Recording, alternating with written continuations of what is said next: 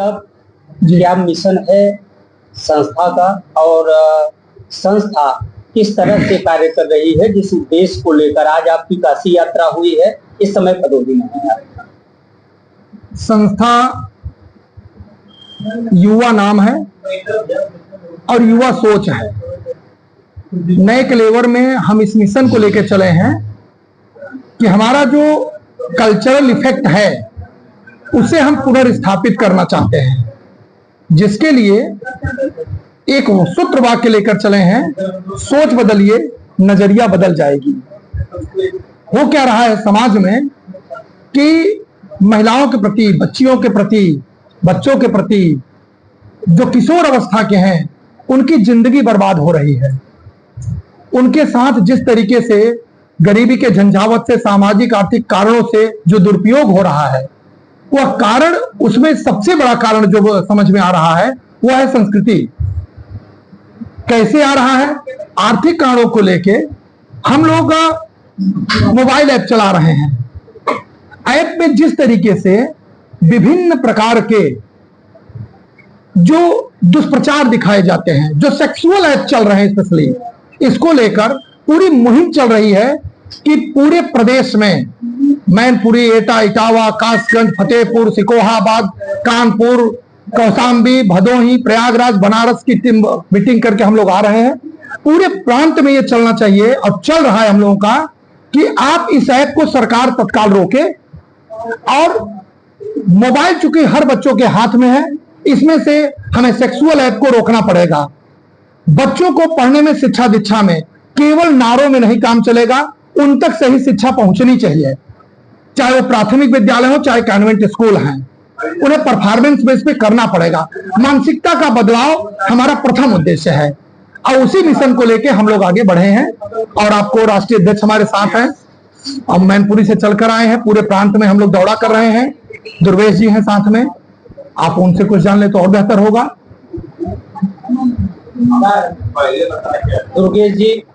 दुर्गेश जी राष्ट्रीय अध्यक्ष हैं जी संस्था का। संस्था के बारे में बताते हुए, कौन सी संस्था है और इस समय आप कार्य क्या कर रहे हैं?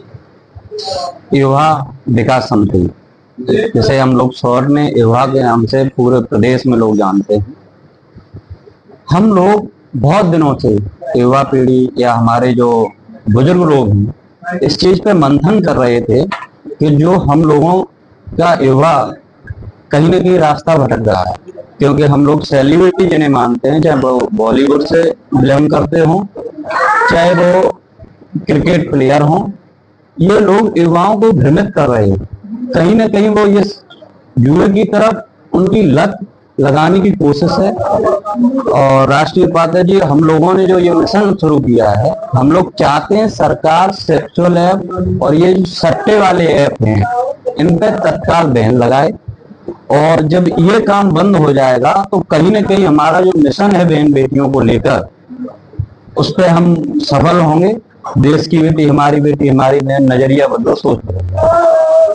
अब जब तक ये हमारे हर युवा के हाथ में फोन है, चाहे बहन हो बेटी हो, ऐसे ऐप चल रहे हैं, उनका तुरंत आ जाना बच्चों के सामने कहीं ना कहीं मानसिक रूप से उन्हें प्रभावित करता है। तो ऐसी दुर्घटनाएं हो जाती हैं बच्चियों के साथ जो नहीं होनी चाहिए, वो उन्हीं ऐपों के माध्यम से होती हैं।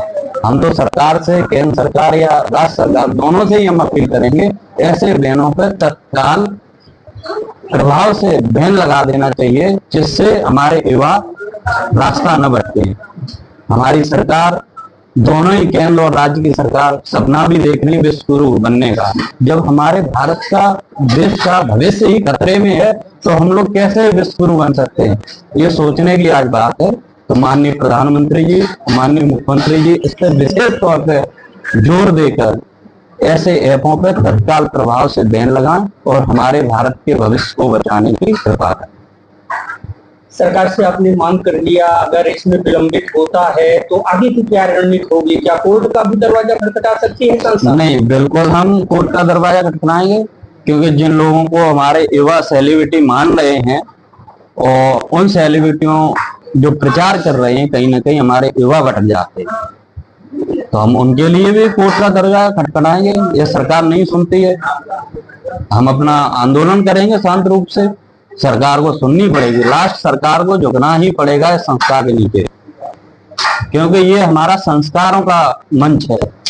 हमें आधुनिकता के साथ साथ जो आज की पीढ़ी जो टेक्नोलॉजी को लेकर चली है, इसके साथ साथ हमारे अपने जो पुराने संस्कार हैं उनको नहीं भूलना चाहिए। निकट भविष्य में, अभी तो आपकी लड़ाई लंबी है, लेकिन अभी क्या स्थिति है कि संगठन का दायरा देश और प्रदेश में कहां तक पहुंचे हैं? अभी हम धीरे धीरे उत्तर प्रदेश के विभिन्न जनपदों में पहुंच चुके हैं। स्कूलों में जाके बच्चों को हम जागृत करते हैं कि जब तक हम लोग बहन बेटियों को अपनी तरह नहीं समझेंगे, जैसे हमारे घर की बहन बेटियां हैं, तो ऐसे जो घटनाएं होती हैं प्रदेश या देश में वो बंद नहीं होंगी। आपको शायद याद हो बंगाल घटना, उससे पहले हाथरस वाली घटना, अभी कासगंज में एक अभियुक्ता महिला के साथ जो घटना हुई, और तत्काल में अयोध्या में जो घटना हुई, तो ये घटनाएं तभी बंद होंगी जब हम लोग संस्कार पे जोर देंगे। जागरूकता के लिए भी संस्था कुछ जी जी नहीं प्राथमिक स्तर पे विद्यालयों को पकड़े हैं और विद्यालयों को चिन्हित करते हैं। विद्यालय में, क्योंकि विद्यालय हमारा वो प्राथमिक वो उपचार केंद्र है जहां से कि बच्चे तो प्रभावी होते ही हैं, उनके साथ माँ बाप पे भी सूचना जाती असर जाती है। तो चाहे कॉन्वेंट विद्यालय हो चाहे सरकारी विद्यालय है, हम उनको चिन्हित करते हैं प्रिंसिपल के माध्यम से, हम उन टीचर के माध्यम से, अभिभावकों से भी संपर्क रखते हैं, और प्राथमिकता में हम पहले उन्हीं को चिन्हित कर रहे हैं। विद्यालयों के थ्रू हम अपना मैसेज पहुंचा रहे हैं, और समाज का मुझे लगता है अग्रणी तबका वही विद्यालय से ही शुरू होता है। विभिन्न विद्यालयों को हम चिन्हित करके जगह जगह पहुंच रहे हैं। लोगों के लिए चलते चलाते क्या संदेश देना चाहेंगे लोगों को?